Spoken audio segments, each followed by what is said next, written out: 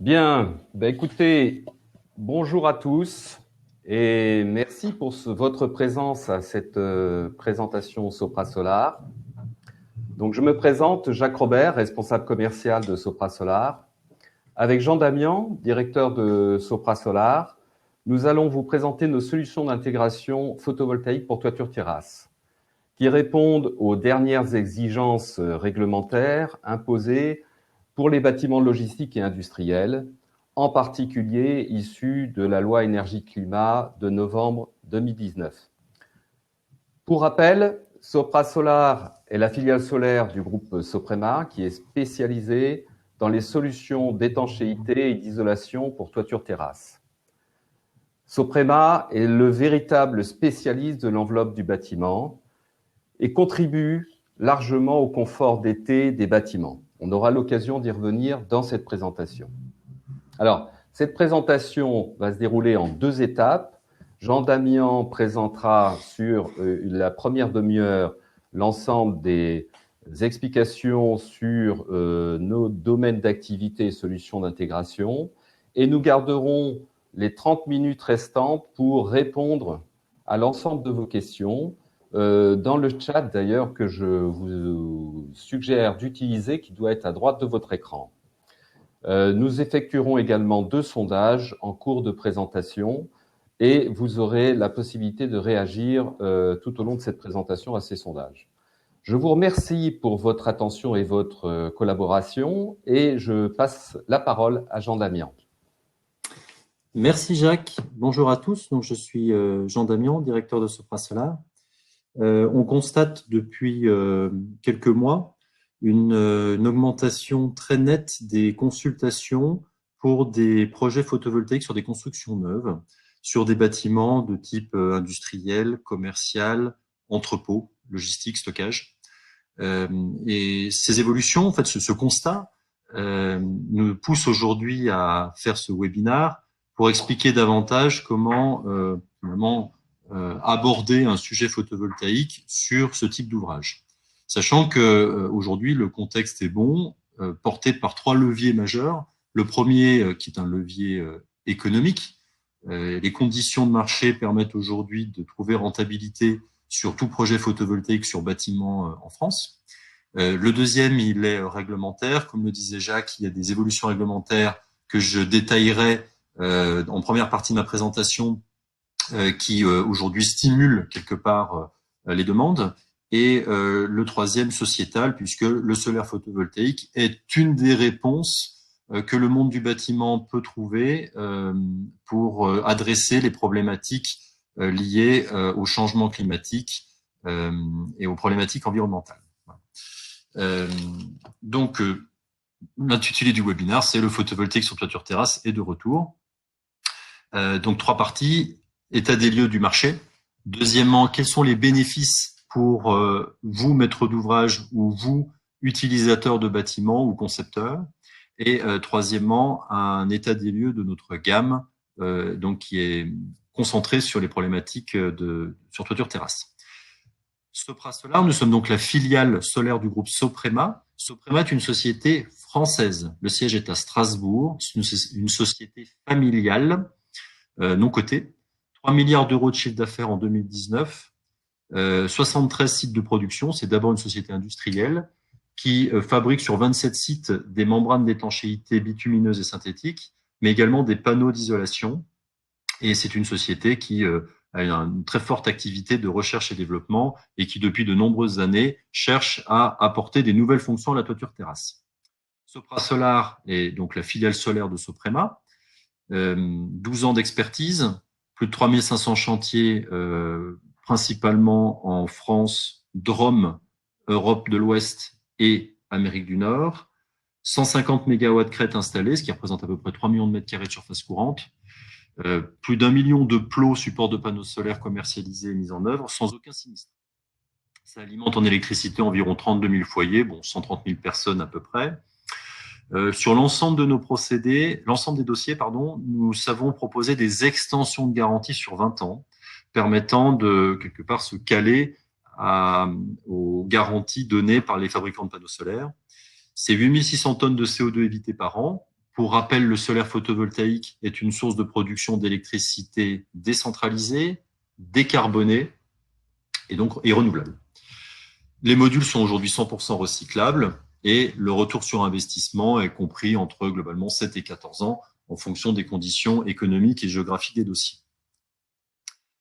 Donc Sopra Solar, on est là pour permettre de trouver des solutions pour transformer des surfaces de toiture, aujourd'hui globalement inutilisées, en source de production d'énergie renouvelable, sans porter atteinte à la fonction première de la toiture, qui est naturellement de protéger les biens et les personnes. Donc on s'est attaché, du fait de notre expérience en étanchéité, à trouver des solutions qui permettent de ne pas porter atteinte à la pérennité de l'étanchéité. Première partie, état des lieux du marché. La réglementation aujourd'hui est favorable. Il y a de nombreuses évolutions réglementaires depuis quelques années, le tout porté par la loi de transition énergétique pour la croissance verte d'août 2015. Donc, première étape, loi biodiversité d'août 2016 qui concerne le commerce. Donc, c'est la première fois que, de manière homogène sur le territoire, l'obtention d'un permis de construire était conditionnée par la mise en place sur la toiture d'une source de production d'énergie renouvelable ou de végétalisation. Dans le monde du commerce, cette disposition a été finalement bien accueillie. Le monde du commerce a su transformer cette contrainte réglementaire en opportunité pour baisser les charges électriques, créer un complément de revenus, valoriser le bâtiment et apporter des réponses concrètes aux enjeux climatiques et aux objectifs des enseignes. Comme le monde de la grande distribution a su finalement valoriser et tirer parti de cette disposition réglementaire, le législateur a cherché à finalement étendre ces dispositions à d'autres acteurs économiques. C'est la loi énergie-climat dont parlait Jacques tout à l'heure, loi énergie-climat qui, pour toute construction neuve de plus de 1000 m², prévoit la mise en place, pareil, d'un système de production d'énergie renouvelable. Donc, sur toiture, c'est du photovoltaïque, il n'y a pas beaucoup de concurrence, pour donc toute nouvelle construction de locaux à usage, donc industriel, artisanal, entrepôt, parking et commerce. Donc, c'est quand même un large segment d'activité. 30% de la surface de toiture minimale prévue en source de production d'énergie renouvelable. Donc tout ça est très favorable. Pour les autres typologies de bâtiments qui nous concernent moins aujourd'hui, il y a également l'expérimentation E+C-, donc réglementation environnementale 2020. Et ce qui est très intéressant, c'est que il demeure avec une forte visibilité mobilisable des tarifs de vente de l'électricité solaire. Donc, l'électricité produite peut être valorisée via une vente sur le réseau et au-delà d'une certaine puissance via des mécanismes dits d'appel d'offres de production d'électricité solaire sur grande toiture qui permet de rémunérer le producteur sur l'électricité produite et injectée au réseau. Car finalement, le marché stagne. Malgré les grands discours, le constat et les faits sont têtus. Depuis 2014, la capacité, la construction de centrales solaires en France au niveau puissance installée stagne, puisque vous voyez que là on a 872 mégawatts crête en 2019. Mégawatt crête, c'est la capacité la capacité de production par an de production photovoltaïque. Tout ça, c'est sur ce qui est injecté au réseau, ça ne tient pas compte des centrales dites en autoconsommation. Néanmoins, le législateur a prévu de faire 10 000 mégawatts crête pour les 4 prochaines années. Donc 10 000 divisé par 4, ça fait 2500. Là où vous voyez sur le graphique de gauche que l'on est autour de 800 depuis 4-5 ans, là, il faudrait qu'on fasse 2500 à partir de 2020. Donc on voit que c'est la raison pour laquelle le législateur a mis en place la loi énergie-climat. Le législateur cherche des solutions pour permettre de vraiment déployer des centrales solaires, principalement sur bâtiments, afin d'éviter le recours à des centrales au sol qui sont très chronophages en termes de terre. Que faire de son électricité? Premier cas de figure, vendre de la totalité au réseau. L'idée, c'est quand on est sur des centrales solaires de petite surface, inférieure à 1000 m², il est possible d'avoir ce qu'on appelle un contrat d'achat via une obligation d'achat, l'électricité rachetée à 10 centimes d'euros le kilowattheure. Au-delà, on doit passer dans des mécanismes dits d'appel d'offres. Il y a une annonce de la ministre Borne, juste avant le confinement, annonçant la création d'un tarif d'achat d'électricité pour les centrales comprises entre 100 et 300 kilos. Aujourd'hui, on attend encore le décret d'application. Le cas typique de ce type de valorisation d'électricité, c'est par exemple un entrepôt logistique sec, 12 000 mètres carrés, pour lequel il y a des grandes périodes durant lesquelles il n'y a quasiment pas de consommation sur le site. Il vaut mieux valoriser l'électricité produite en l'injectant au réseau. Deuxième cas de figure, l'autoconsommation avec vente du surplus. Là, on est typiquement dans des cas de bâtiments très occupés, mais avec le dimanche chômé. L'électricité est d'abord utilisée dans le bâtiment, le surplus étant revendu au réseau via des mécanismes pareils de soutien. Le dernier cas de figure étant de l'autoconsommation totale, où là, le bâtiment est toujours connecté au réseau, néanmoins,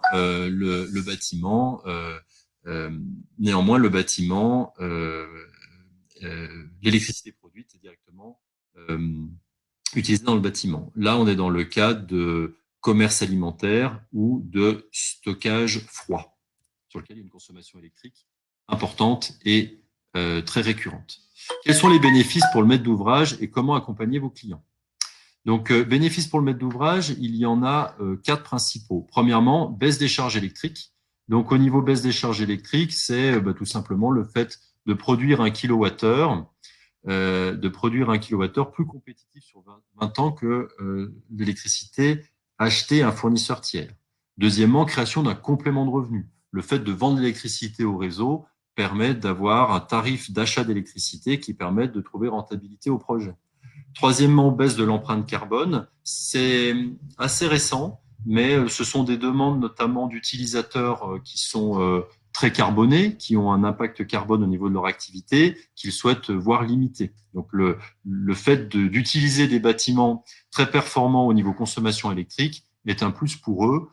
Ils peuvent le valoriser dans, par exemple, le rapport sociétal et environnemental. Et dernier point, le fait d'avoir une centrale solaire participe au confort d'été du bâtiment, avec 2 aspects majeurs. Le premier, la présence des panneaux solaires fait de l'ombre sur la toiture. Et de manière très empirique, on voit que quand il y a de l'ombre permanente sur la toiture, ça permet de limiter l'échauffement de la toiture en période de chaleur et donc la transmission de calories à l'intérieur du bâtiment. Premier cas. Deuxième cas, l'utilisation de membranes d'étanchéité dites réfléchissantes, c'est-à-dire très claires, permet de limiter l'apport de calories à l'intérieur du bâtiment également. Et en plus, il y a l'apparition d'une technologie photovoltaïque dite de panneaux bifaciaux, pour lequel vous avez une surface active en surface et la sous-face est également active, attisée par les électrons sont attisés par la lumière réfléchie par la membrane d'étanchéité qui permet qui permet de valoriser d'une manière beaucoup plus intéressante la toiture. Comment faire? Comment préparer sa toiture pour vous, maîtrise d'ouvrage, assistant à maîtrise d'ouvrage, maîtrise d'œuvre? Comment préparer votre toiture pour accueillir une centrale photovoltaïque tout en restant parfaitement conforme à une réglementation qui est aujourd'hui très claire, notamment au niveau performance au feu de la toiture. C'est ce qu'on appelle des complexes dits B-Roof T3. Le tout étant parfaitement, on va dire, encadré dans un arrêté de février 2020 qui précise bien que quand on est sur un bâtiment de type installation classée pour la protection de l'environnement, quel que soit le type d'ICPE, il convient que la toiture, y compris avec panneaux solaires, soit B-Roof T3.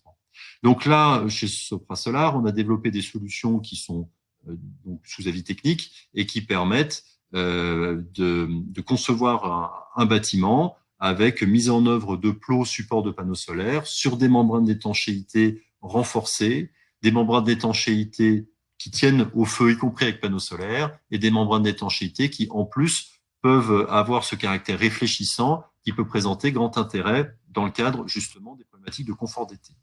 En effet, on voit que cette notion de confort d'été, qui est une notion un peu nouvelle, qui existait beaucoup moins il y a 5 ou 10 ans, commence à être de plus en plus prégnante pour de nombreux maîtres d'ouvrage et également utilisateurs. Pourquoi c'est nouveau? Parce que voilà, il y a un changement climatique.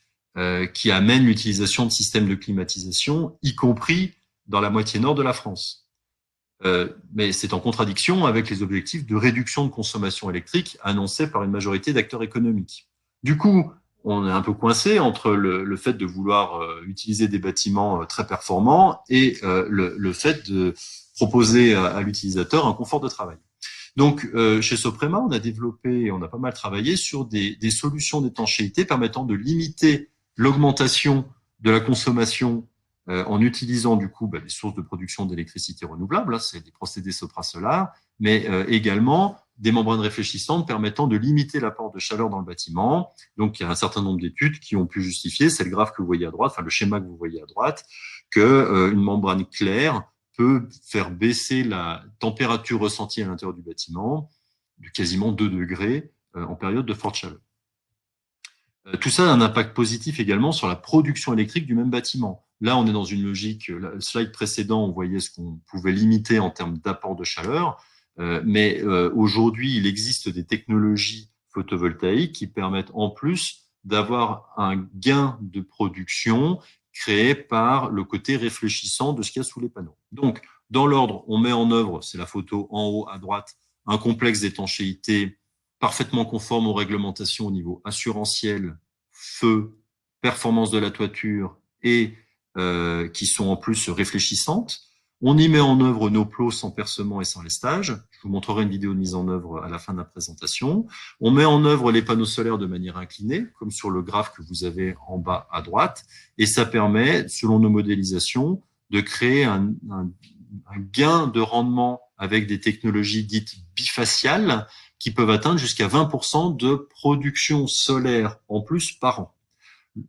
Du coup, un peu un triple effet qui se coule, on améliore le confort d'été du bâtiment, il y a un gain sur le retour sur investissement au niveau de la centrale, tout en restant parfaitement conforme au cadre réglementaire en vigueur. Il est temps pour nous de passer au premier sondage, qui est justement en lien avec la présentation, enfin le point qu'on vient de faire. Est-ce que, vous qui nous écoutez, avez-vous des projets couplant justement problématiques de confort d'été et problématiques photovoltaïques? Bon, la réponse est assez simple, soit oui, soit non. Le sondage est ouvert, donc voilà, vous pouvez y répondre jusqu'à la fin de la présentation. Je vais donc passer à la deuxième partie de notre présentation, troisième partie de notre présentation, pardon. Donc présentation sur notre gamme. Sopra Solar aujourd'hui a une gamme assez large, avec des procédés dits en technique courante et en technique non courante. Donc pour aller dans le détail, l'essentiel de aujourd'hui nos ventes porte sur la mise en place de procédés appelés Sopra Solar Fix Evo et Evo Tilt. Donc Sopra Solar Fix Evo, c'est des panneaux qui sont posés directement sur des systèmes de plots qui bénéficient, donc le procédé bénéficiant d'un avis technique. Avec possibilité d'apporter des rehausses au niveau des plots, c'est le Sopra Solar Fix Evo Tilt, avec des solutions qui sont également visées sur éléments porteurs béton. Donc ça nous permet aujourd'hui d'adresser des dossiers sur tout type d'ouvrage. On sait également faire sur éléments porteurs bois, mais on est sur un domaine d'emploi beaucoup plus restreint. On a également décliné une solution identique sur membrane d'étanchéité synthétique, PVC, TPO. Pourquoi? Déjà, il y a un certain nombre de maîtres d'ouvrage qui veulent utiliser des membranes d'étanchéité synthétiques. Nous savons chez Soprema en fabriquer. Nous avons trois usines dans le monde qui savent en fabriquer. Point important, la membrane synthétique est plus légère qu'un bicouche d'étanchéité bitumineuse. Donc, ça permet d'économiser globalement 6 kg par mètre carré sur le complexe de couverture. Point important également au niveau du poids. De plus en plus de bâtiments, pour des problématiques pareilles, énergétiques, sont conçus avec des fortes épaisseurs d'isolant.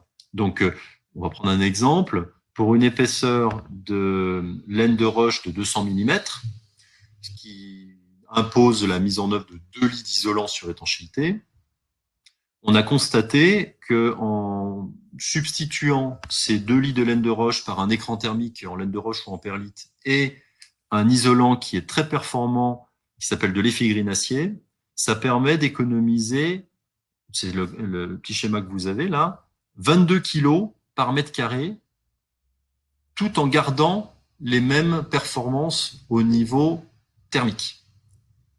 22 kilos, c'est largement supérieur au poids du système photovoltaïque, c'est-à-dire, vous concevez un bâtiment, le photovoltaïque va vous ramener à peu près 16 kilos le mètre carré. Finalement, le surpoids du photovoltaïque est effacé par l'utilisation, au-delà donc d'une certaine performance, d'une certaine épaisseur d'isolant, par l'utilisation d'un isolant plus performant qui s'appelle l'effigrine acier. Ce complexe et cette solution est parfaitement visée dans nos avis techniques. Du coup, j'en profite pour poser un deuxième sondage qui est est-ce que vous avez des dossiers, notamment par exemple en entrepôt de stockage froid positif, froid négatif, qui nécessitent l'utilisation d'isolants très performants et pour lequel il peut y avoir un intérêt à étudier une solution en variante à la laine de roche avec un procédé avec par exemple de l'effigrine acier. Donc, vous avez le temps d'y répondre. Dernier point au niveau de notre offre, le Sopra Solar Flex. Il y a donc Sopra Solar a 12 ans. Les 3 premières années, l'essentiel de nos ventes consistait à la mise en œuvre de films souples sur étanchéité. L'avantage, c'est que c'était très léger. C'est ce que collait directement sur l'étanchéité. Bon, l'étanchéité était neuve, devait être faite, hein. Mais c'était très léger. Pour des raisons économiques, ces solutions ont disparu. Elles reviennent aujourd'hui au goût du jour sur des sujets de réfection, puisque on est sur un poids très limité. Un panneau solaire pèse à peu près 12 kg le mètre carré, un film souple en pèse 2,5 kg, et il y a des cas de figure de bâtiments existants pour lesquels le fait de renforcer la structure est impossible. Donc, cette solution de membrane souple présente un intérêt dans les cas de réfection. Je vais vous partager une vidéo de mise en œuvre qui va vous permettre de constater comment mettre en œuvre le procédé Sopra Solar Fix Evo. Pendant que je partage l'écran, je vous laisse finir de renseigner les sondages.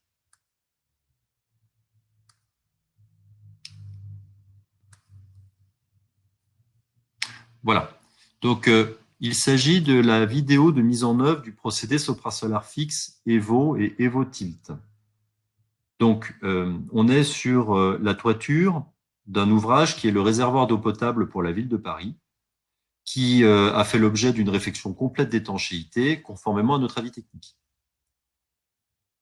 Avant la mise en œuvre des plots sur cette centrale qui a dû faire à peu près 1,8 MW, qui est la plus grande centrale photovoltaïque en toiture d'Île-de-France, Sopra Solar a réalisé ce qu'on appelle un plan d'exécution d'implantation des plots. Ça, c'est très important. Nous faisons une assistance très précise, dossier par dossier, qui va de la prescription auprès de bureaux d'études, AMO, maîtrise d'œuvre, maîtrise d'ouvrage, jusqu'à l'accompagnement des entreprises en exécution, afin de s'assurer que la mise en œuvre des plots se fait se fait conformément à la mise en place des panneaux solaires. Donc, on gère quelque part cette problématique un peu d'interface entre eux. Donc, l'entreprise étanchéité, une fois qu'elle a le plan d'exécution, elle procède à un repérage et traçage en toiture. Lorsqu'on est sur une toiture importante, on demande le passage d'un géomètre pour procéder à ce qu'on appelle un plan de recollement. Donc, là, vous voyez un rond rouge, c'est ce qu'on appelle un point géomètre. Sur cette toiture, il y en a eu à peu près 70 de fait, ce qui nous a permis d'avoir un fond de plan parfaitement juste. Ensuite, donc, il y a mise en œuvre donc des plots. Les plots, c'est donc le produit qui permet la mise en œuvre des panneaux solaires sur le complexe d'étanchéité sous-jacent, le tout sans aucun percement ni lestage. Le plot est livré sur chantier déjà préassemblé, naturellement. L'entreprise n'a qu'à chauffer la surface de l'étanchéité au point indiqué par nos plans d'exécution. Et derrière, le plot, donc il arrive préassemblé, le plot est pris par un système de fixation inversée à une pièce d'étanchéité qui permet en fait à l'entreprise de venir chauffer l'embase du plastron d'étanchéité, et du coup d'appliquer le plot directement sur la surface noircie au préalable de l'étanchéité sous-jacente. C'est un acte extrêmement traditionnel dans le monde de l'étanchéité, qui ne pose aucun problème au niveau mise en œuvre. Derrière, il y a donc confirmation de la bonne soudure du plot. Donc, comme vous pouvez le voir, la mise en œuvre est extrêmement simple. Ça permet d'éviter tout percement et tous les stages, donc de ne pas dégrader l'étanchéité. Il est possible d'adjoindre sur la tête du plot ce qu'on appelle des rehausses. Les rehausses permettent d'apporter une inclinaison au niveau du panneau solaire. Les rehausses se mettent de manière extrêmement simple sur toiture. Il suffit de glisser la rehausse sur la tête du plot. Derrière, vous avez un petit bloqueur qui permet d'éviter que la rehausse ne se déchausse. Puis, mise en œuvre des panneaux solaires.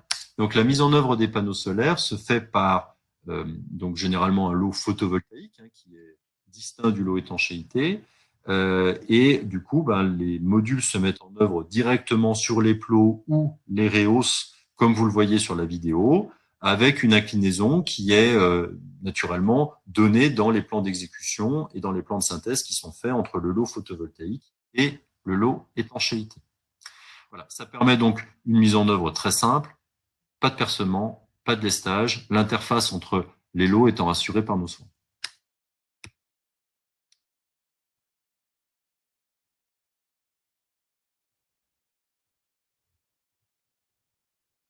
Voilà, je vais donc revenir à la présentation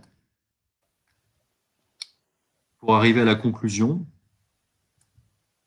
Donc, voilà, chez Sopra Solar, nous nous attachons à accompagner tout projet, j'ai envie de dire, la conception jusqu'à l'exécution du dossier. Nous attachons à proposer des solutions qui sont assurables, faciles à mettre en œuvre, faciles à entretenir et compétitives. À ce titre, nous avons développé un réseau de chargés d'affaires, donc Nord, Est, Ouest, Sud France, pour répondre de manière extrêmement précise à l'ensemble de vos sollicitations. Je vous remercie pour votre attention. Je vais laisser la parole à Jacques pour recenser d'éventuelles questions et pour qu'on puisse y apporter des réponses. Oui, Jean. Écoute, déjà, premier constat. Déjà, merci à toutes les personnes qui se sont connectées parce que voilà, on a une centaine de personnes présentes. Donc, c'est tout à fait agréable et sympathique de pouvoir répondre effectivement à de nombreuses questions que je vois apparaître. Alors, on va essayer de répondre au maximum. Jean, je te propose de te poser, alors un petit peu dans l'ordre d'arrivée, les premières questions. Bon, il y en a une auquel je peux répondre tout de suite, puisque on m'a demandé au départ, assez rapidement, si le support de présentation que nous avons présenté sera disponible après. Alors, ce qu'on vous propose, c'est qu'on se tienne à votre disposition. N'hésitez pas à nous contacter. On n'avait pas forcément prévu de faire une diffusion immédiate, mais vous nous contactez et on vous enverra les documentations véritablement appropriées en fonction de vos besoins. Alors, deuxième question. Avez-vous des études sur le fait que le panneau participe au confort d'été, Jean? Alors, on a mené 2 études. Une première où on a constaté que la présence de panneaux solaires sur une toiture d'étanchéité ardoisée de couleur sombre fait un ombrage permanent sur la toiture, ce qui permet en fait mécaniquement, c'est simple, de limiter la transmission de calories sous panneau solaire. Donc, j'ai envie de dire, si on ne fait rien, déjà le fait, enfin si on ne fait rien, si on fait un projet avec un complexe d'étanchéité parfaitement conforme à l'ensemble des réglementations, mais sombre, sur lequel on vient mettre des panneaux solaires sur, mettons, 50% de la surface de toiture, ça crée un nombre permanent sur l'étanchéité qui évite sa montée en température pendant les périodes de chaleur et ce qui, naturellement, baisse la transmission de température à l'intérieur du bâtiment. Ça, c'est le premier point. Le deuxième point, c'est, oui, nous avons mené un certain nombre d'études et de simulations. D'ailleurs, nous sommes en train de travailler avec un bureau d'études spécialisé là-dessus pour pas parfaitement corréler présence de membranes d'étanchéité réfléchissantes avec donc limitation de la température de consigne à l'intérieur du bâtiment avec augmentation de la performance de modules photovoltaïques bifaciaux. C'est l'apparition de modules bifaciaux est assez récente et notamment on constate un écrasement du delta de prix entre un panneau bifacial et un panneau normal qui permet justement de créer des besoins, enfin de créer des besoins, d'apporter à notre sens des solutions tout à fait intéressantes en fonction des cas de figure pour des projets où voilà, on souhaite limiter consommation électrique et stimuler production électrique sur le même site.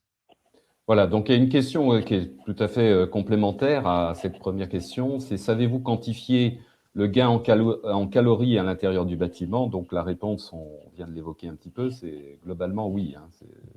Oui, après, chaque cas est différent naturellement. Il y a un certain nombre d'outils qui permettent de faire un travail assez fin. Le mieux, c'est qu'effectivement, pour tout projet, vous puissiez nous consulter pour que, en lien avec Soprema, on puisse travailler sur une réponse circonstanciée en préétude quelque part, pour que derrière vous puissiez lancer des consultations auprès des entreprises sur la base d'un CCTP et d'attentes bien calées au niveau préétude. Autre question qui va un petit peu toujours dans le sens de l'approche de toiture réfléchissante et le côté albédo. Connaissez-vous l'albédo de votre toiture claire? Je pense qu'on parle là de toiture peut-être synthétique ou en alu pour une étude en bifacial. Oui, aujourd'hui on est à peu près à 0,80. Ok. Sachant que dans l'effet albédo, il y a deux notions bien distinctes. Vous avez la notion donc de réflectivité, qui est l'effet albédo, et vous avez la notion d'émissivité, qui participe au confort d'été du bâtiment. Donc, c'est des notions un peu pointues qu'il faut savoir bien manipuler pour être certain de parfaitement répondre à une logique de baisse de la consommation électrique et une logique d'augmentation de la production électrique de la centrale solaire. Entendu. Alors, on me demande aussi si effectivement l'apport du caractère réfléchissant de la membrane a potentiellement un impact sur la température des modules. On peut supposer, puisque là, pour le coup, effectivement, que oui, puisqu'il y a l'émissivité qui va gagner en efficacité. On gagne en émissivité sur le bâtiment. Donc, on peut supposer que ça fait baisser la température des modules par rapport à une solution qui ne comporte pas de membrane réfléchissante. Oui, après, ce qui est marquant par rapport aux questions qui sont posées, c'est que on voit qu'il y a un intérêt fort. Si on veut aller plus loin, à un moment, il faut qu'on fasse des vrais dossiers, des vrais projets. Sous-entendu, on est sur quelque chose de nouveau, notamment au niveau de cette technologie bifaciale photovoltaïque appliquée sur toiture. Il sera important à un moment de mener des espèces de centrales comparatives. Donc, je vous donne un exemple. Avoir une centrale de, mettons, 100 kW crête sur lequel il y a deux rampants. Il y en a un qui peut être traité en bifacial membrane réfléchissante, un en normal, et on se donne, on peut, je pense, au bout de 4 saisons, tout à fait vérifier l'impact favorable ou, enfin, dans quelle mesure l'impact est favorable au niveau de ces techniques. Mais sur la base des études que nous avons menées, sur la base de la littérature qui est disponible, sur la base des échanges que nous avons pu avoir avec pas mal d'acteurs intéressés par ce concept et ces technologies, on a vraiment le sentiment que la prise de risque pour le maître d'ouvrage pour aller vers ce type de projet est extrêmement limitée. C'est-à-dire toute plus-value serait très facilement rentabilisée quelque part. Alors, c'est peut-être pas forcément toujours dans l'ordre, mais là j'ai une question. On revient sur la loi énergie-climat, sur les 30%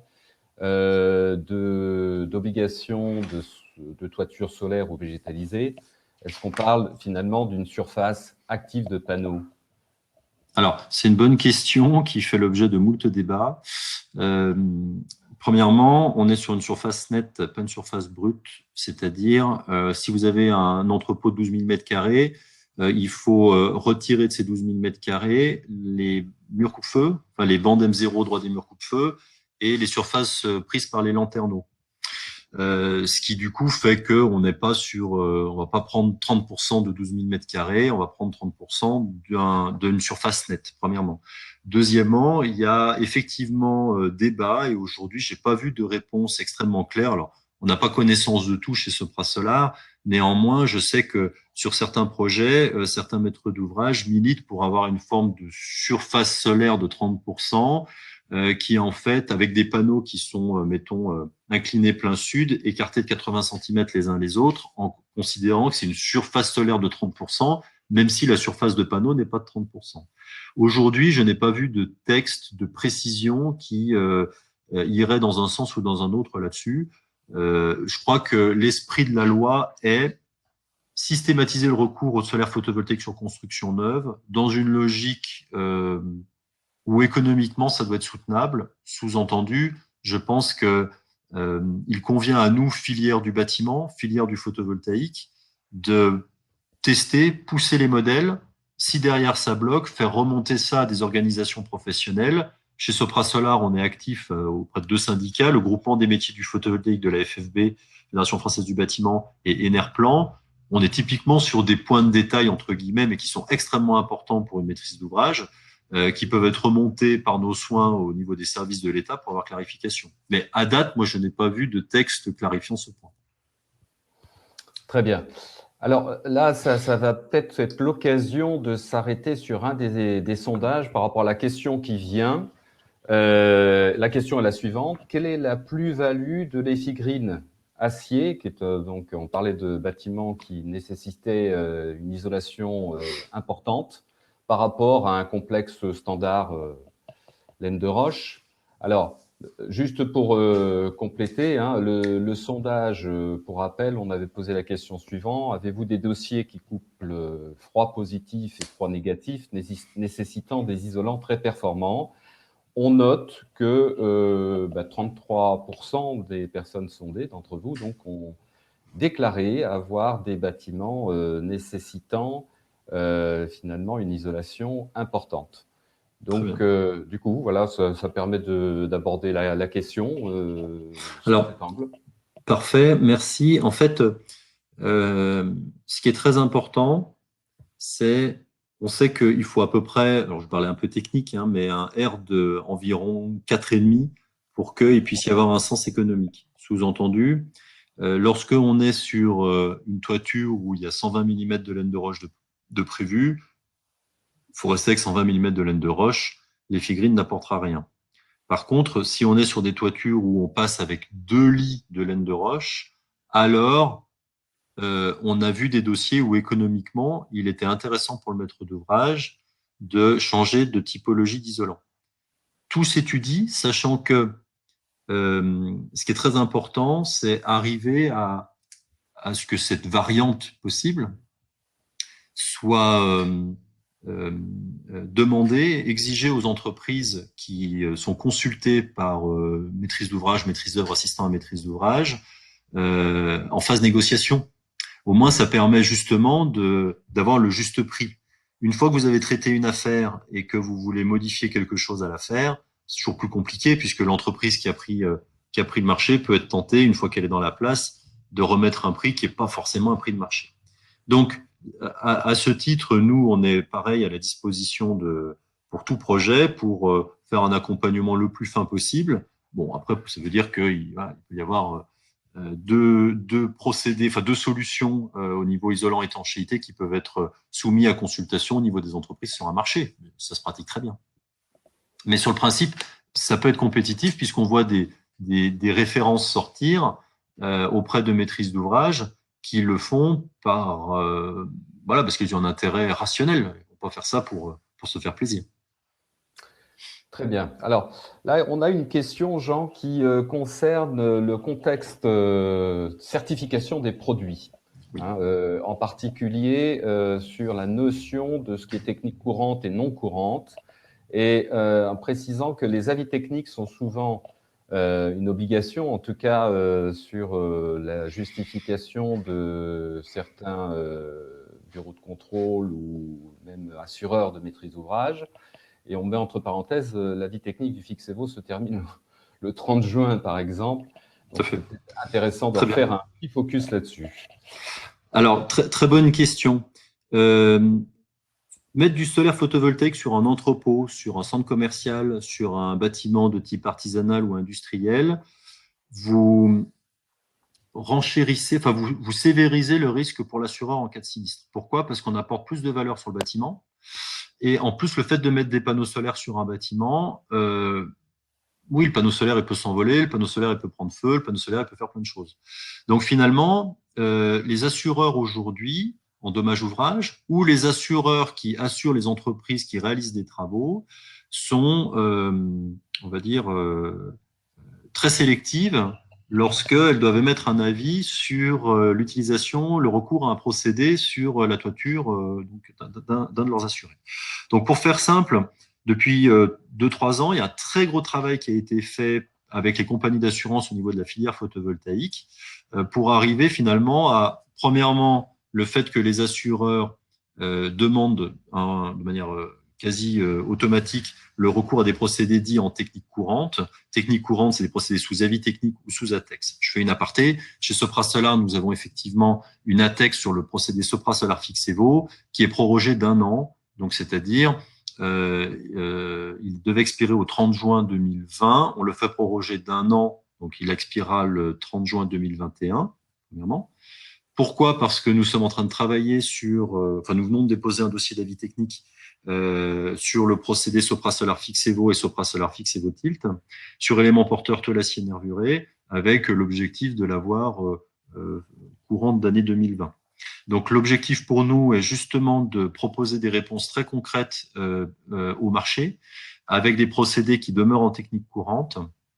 L'ensemble des éléments qui ont été détaillés tant au niveau, j'ai envie de dire, panneau isolant que au niveau membrane d'étanchéité font partie de ces procédés sous avis technique. Et ça, c'est extrêmement important. Donc, aujourd'hui, construire un dossier photovoltaïque sur un entrepôt, il faut effectivement un procédé en technique courante, ou, si c'est en technique non courante, avoir l'avis favorable du contrôleur technique de l'opération sans réserve. Le tout mis en œuvre par des entreprises qualifiées, donc bénéficiant de signes de qualité, de qualification, donc type Qualibat, Qualifelec, Qualito-NR. Et également, ils exigent bien souvent de vérifier l'attestation d'assurance des fournisseurs. Donc, par exemple, nous, Sopra Solar, nous avons une attestation d'assurance qui couvre un certain nombre de désordres, ce qui n'est pas le cas de l'ensemble des fournisseurs de systèmes d'intégration, notamment, je parle un peu technique, sur ce qu'on appelle les dommages causés à l'ouvrage après incorporation. Voilà, vous avez des panneaux solaires, ça crée des dommages à l'ouvrage qui n'ont rien à voir avec la centrale photovoltaïque, mais qui nécessitent des travaux importants. Bien vérifier les conditions d'assurance des fournisseurs de systèmes dans ces cas de figure, c'est pas évident. D'accord. Alors, une autre question, Jean, là, qui concerne notre certification BROUF T3 pour les bâtiments classés ICPE. Oui. Alors, est-ce qu'on peut préciser, clarifier? Je vais refaire un petit... voilà. Donc, le photovoltaïque sur entrepôt se développe depuis 12 ans.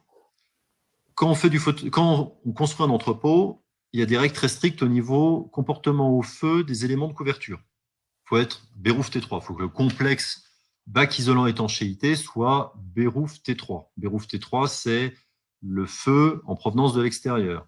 Donc, on simule un feu en provenance de l'extérieur et pendant 30 minutes, il ne faut pas que la flamme perce la maquette qui est faite et se propage trop vite sur la maquette. Bon. En 2016, le législateur a fait un premier décret disant, voilà, quand il y a du photovoltaïque sur une ICPE, si cette ICPE est soumise à autorisation, alors il y a obligation de justifier que le fait de mettre des panneaux solaires ne dégrade pas le comportement au feu du complexe de couverture exigé par ailleurs. La traduction, c'est qu'il faut justifier qu'avec des panneaux solaires, on est BROUF T3. Donc, qu'est-ce qu'on a fait chez Sopra Solar quand cet arrêté est sorti? On a pris les panneaux solaires qui étaient demandés sur les projets sur entrepôt, on a fait des maquettes, on les a testées. Et puis, finalement, comme la loi énergie-climat finit par apporter, et puis les conditions de marché finissent par généraliser les projets, donc on a un nombre important de projets aujourd'hui, là, il y a un arrêté de février 2020 qui finalement dit, voilà, avant c'était ICPE soumis à autorisation, maintenant c'est sur tout ICPE, autorisation, réglementation, déclaration, peu importe, il y a une obligation de justifier que le complexe complet, y compris panneaux solaires, est Béruf T3. Donc, qu'est-ce que nous avons fait chez Sopra Solar? Nous avons fait de très nombreux essais permettant de, j'ai envie de dire, parfaitement accompagner les porteurs de projets sur le complexe d'étanchéité à prévoir. Mais quand je dis complexe d'étanchéité, c'est y compris isolant, c'est pas si évident. Accompagné du système d'intégration avec une inclinaison ou non et par typologie de panneau solaire. Car un panneau solaire, finalement, on a l'impression qu'ils sont tous les mêmes, mais non. Quand vous les testez en test Béruf T3, il y en a certains qui marchent très bien, qui se comportent très bien, il y en a d'autres qui se comportent tellement mal que l'ensemble de la maquette prend feu, il n'y a plus rien qui marche. Donc le sujet est assez pointu. Le sujet est en plus très évolutif puisque tout ça s'accompagne de la validation d'un système complet avec panneaux solaires. Le monde du panneau solaire évolue très vite, les technologies évoluent, les gammes évoluent. Du coup, n'hésitez pas à revenir vers nous pour toute consultation, tout dossier, pour qu'on arrive à parfaitement verrouiller la partie complexe d'étanchéité et la partie photovoltaïque pour être certain que la mise en œuvre du complexe soit parfaitement conforme et que vous ne soyez pas bloqué par une DREAL qui finalement bloquerait l'ouverture du bâtiment parce que personne ne sera capable de justifier que les panneaux solaires qui sont prévus en toiture ne dégradent pas le comportement au feu exigé par ailleurs. Ok, parfait. Une autre question là qui est un petit peu différente, mais le solaire, enfin je suppose que la question est tournée de cette façon-là parce que c'est marqué, est-ce compatible avec une végétalisation d'une partie de la toiture? Alors, la réponse est oui. La réponse est oui, avec deux possibilités. La première, c'est vous avez une toiture de 6000 m², il y a deux rampants. Il y a un rampant que vous traitez en végétalisation, un rampant que vous traitez en solaire. Vous avez deux rampants distincts et vous avez deux complexes de couverture distincts. Premier cas de figure. Deuxième cas de figure, vous voulez intégrer sur le même rampant solaire et végétalisation. Donc, j'en ai pas parlé là parce que c'est un sujet qui est pas pour lequel je pense pas qu'il y ait beaucoup de sujets sur entrepôt. Néanmoins, on travaille chez Sopra Solar avec une autre filiale de Soprema qui s'appelle Sopra Nature, qui a plus de 30 ans d'existence et qui a qui est un peu le leader français dans tout ce qui est solution de végétalisation de toiture, sur une solution combinée permettant sur une même surface courante d'avoir à la fois de la végétalisation et du photovoltaïque en prenant soin que l'un ne se fasse pas au détriment de l'autre. Je donne un exemple. Il ne faut pas que la végétalisation soit tellement intrusive qu'elle finit par faire de l'ombre aux panneaux solaires. En même temps, il ne faut pas que le calpinage et la conception du système fassent que la végétalisation qui, par exemple, serait sous les panneaux solaires, crève au premier été. Donc, voilà, on a tâché de développer un concept soutenable qui, sur une même surface courante, permet de combiner les deux solutions. Donc, oui, c'est possible. Très bien. Alors, je fais un petite halte sur le deuxième sondage qu'on avait lancé en cours de présentation. C'était avez-vous des projets qui couplent confort d'été et photovoltaïque? Donc, il y a quand même 44% des participants qui ont coché qu'effectivement, il y avait des projets qui couplaient donc le double intérêt de confort d'été et photovoltaïque.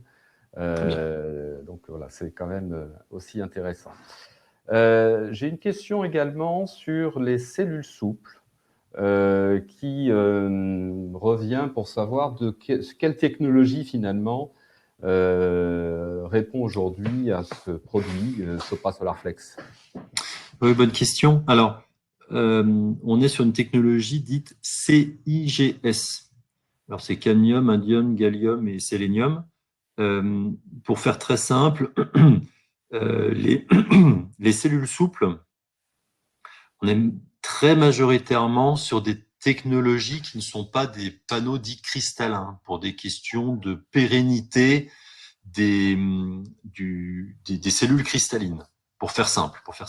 Du coup, les fabricants de membranes souples sont plutôt des gens qui travaillent avec des technologies photovoltaïques un peu de niche, qui doivent représenter même pas 1% de la capacité de production mondiale, mais qui en fait ont fait preuve de leur résistance encapsulée dans une matière souple. Donc aujourd'hui, nous travaillons avec donc ce type de technologie, sachant que c'est une technologie qui a un rendement d'à peu près 15%, donc c'est assez proche des technologies cristallines conventionnelles. Le film est directement collé sur un revêtement d'étanchéité qu'on appelle du Sopra Solar Cap, qui est une membrane d'étanchéité grésée. Elle n'est pas ardoisée pour permettre une parfaite adhésion du film sur l'étanchéité sous-jacente. Voilà, c'est une technologie de niche avec donc ça se ressent en termes de prix, hein, puisque le prix est plus élevé qu'une technologie traditionnelle. Mais aujourd'hui, on s'en sert pour des sujets de réfection qui ne seraient pas adressables avec des panneaux cristallins, ou pour des ouvrages bien particuliers, notamment des toitures cintrées, par exemple. Alors c'est pas très courant, mais quand vous avez des toitures cintrées avec des pentes un peu prononcées, c'est souvent beaucoup plus simple de les traiter avec finalement un film souple qui va épouser la forme de la toiture. D'accord. Merci. Une question encore, Jean, qui concerne alors les extensions de garantie. Elles portent sur quoi exactement, les extensions de garantie Sopra Solar? Alors c'est une bonne question. Donc c'est une extension de garantie sur 20 ans sur le complexe d'étanchéité et le système d'intégration. Le complexe d'étanchéité, de manière générale, la loi impose 10 ans. On appelle la garantie décennale. Garantie décennale qui s'applique donc pour le fournisseur et pour l'installateur. Donc là, l'extension de garantie, on parle bien d'une garantie, pas d'une assurance, elle est portée par le groupe Soprema, qui est un groupe, comme je le disais tout à l'heure, familial de 3 milliards d'euros, solvable, qui, donc le président de Soprema, a décidé que la société était capable de donner une extension de garantie qui n'est pas assurée, parce qu'elle n'est pas assurable, de N+10 à N+20, moyennant un contrat d'entretien 2 fois par an pendant la même période, pour pouvoir caler la durée des garanties sur ce qu'il y a sous les panneaux solaires avec la durée des garanties proposée par l'industrie photovoltaïque. L'objectif, c'est quoi? C'est d'abord de bien dire au marché que notre métier, c'est l'étanchéité, ça depuis plus d'un siècle, et que le fait de mettre des panneaux solaires sur une étanchéité, on doit trouver des solutions qui ne doivent pas dégrader l'étanchéité, enfin la performance de l'étanchéité. Donc c'est un signal envoyé au marché pour dire chez Soprema, avec les solutions Sopra Solar, on est suffisamment sûr de nous pour donner des extensions de garantie sur 20 ans et qui permet en outre à un porteur de projet qui doit lever une dette d'apporter des garanties suffisantes aux banquiers pour dire, ben voilà, mes panneaux, ils sont garantis 25 ans au niveau du rendement, parfois 20 ans au niveau du produit. Parce qu'il y a tout, c'est pareil. Très bien, merci. Alors, il y a également une question qui porte sur le choix de l'étanchéité réfléchissante, puisqu'on a vu que tout à l'heure, ça permettait une double contribution, voire triple contribution, confort d'été et performance de la production solaire. Ce choix de cette étanchéité présente-t-elle une plus-value au départ par rapport à une étanchéité standard? Alors, oui, elle peut présenter une légère plus-value. De la même manière que le recours à un module dit bifacial va présenter une légère plus-value par rapport à un module traditionnel. Par contre, 2 éléments essentiels. La première, c'est que sur la base des simulations qu'on a faites, on s'est rendu compte que voilà, le delta de production est tel au niveau du panneau solaire que la légère plus-value mise en année 1 s'amortit, mais alors très facilement quand on va produire pendant 20 ou 25 ans. Premièrement. Deuxièmement, une plus-value, elle se travaille. Sous-entendu, il est fondamental que ces problématiques de recours à une membrane plus réfléchissante, etc., se fassent lors de la consultation des entreprises pour être certain d'avoir une mise en concurrence sur la base d'une consultation homogène et éviter un effet d'aubaine éventuel d'une entreprise qui serait retenue sur une solution entre guillemets traditionnelle pour faire du soprasolar qui profiterait de l'occasion pour mettre des plus-values éhontées sur l'utilisation d'une membrane plus réfléchissante. C'est quelque chose sur lequel, chez Soprasolar, nous sommes très attachés. Comme on est sur des marchés où on brasse des concepts assez nouveaux, sur lequel il y a au moins toujours deux intervenants. Il y a le lot étanchéité, enfin clos couvert d'un côté, et puis la partie photovoltaïque de l'autre.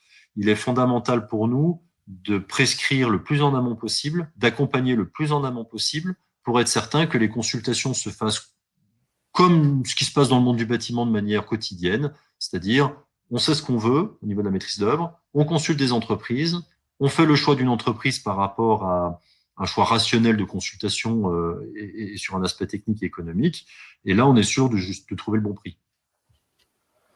Ok, bah écoute, merci Jean pour toutes ces précisions utiles. Je pense qu'il va être temps de conclure. J'ai envie de dire déjà, effectivement, c'est très encourageant de voir qu'il y a quand même pas mal de personnes aujourd'hui présentes à cette présentation qui sont sensibles aux sujets qu'on a évoqués, notamment, encore une fois, par rapport au sondage posé, les projets qui couplent finalement, le confort d'été et le photovoltaïque sont quand même Oui. à une hauteur de près de 50%, que les dossiers qui couplent le froid positif ou froid négatif avec des isolants performants représentent visiblement au moins un tiers des projets. Donc, c'est quand même assez intéressant et on note que toutes les réflexions technologiques sur lesquelles finalement on a pu partager aujourd'hui nos évolutions, nos orientations, montrent un intérêt fort. Donc je pense que ce serait intéressant en tout cas de proposer à tout le monde présent aujourd'hui une adresse auprès de qui, pour nous adresser toute demande complémentaire. Je te laisse peut-être conclure sur ce point, Jean. Oui, tout à fait. Le plus simple en cas de demande, c'est d'utiliser, alors, soit le contact que vous avez déjà chez Soprasolar, c'est encore le plus simple. Autrement, si on n'a pas de contact existant, utilisez l'adresse email suivante, B comme bureau, E comme étude, @soprasolar.com. De la sorte, plusieurs personnes auront accès à la demande. On la fléchera très très vite vers la personne adéquate. L'objectif pour nous étant, encore une fois, d'accompagner le développement d'un marché qui qui a des perspectives fantastiques. C'est intelligent dans le sens où on voit qu'on sait coupler photovoltaïque, donc production d'électricité, avec limitation de la consommation électrique du bâtiment, tout en étant parfaitement conforme aux règles de l'art, parfaitement conforme à, j'ai envie de dire, la manière dont le marché fonctionne depuis des décennies en France. On ne révolutionne rien, on essaie juste d'adapter le photovoltaïque au monde du bâtiment et d'adapter un petit peu le monde du bâtiment au monde du photovoltaïque aussi. En tout cas, merci beaucoup pour votre attention et voilà, l'ensemble de l'équipe Soprasolar, l'ensemble de l'équipe Sopremas tient à votre disposition pour tout projet. Merci à vous, bonne journée. Beaucoup et à bientôt. Au revoir.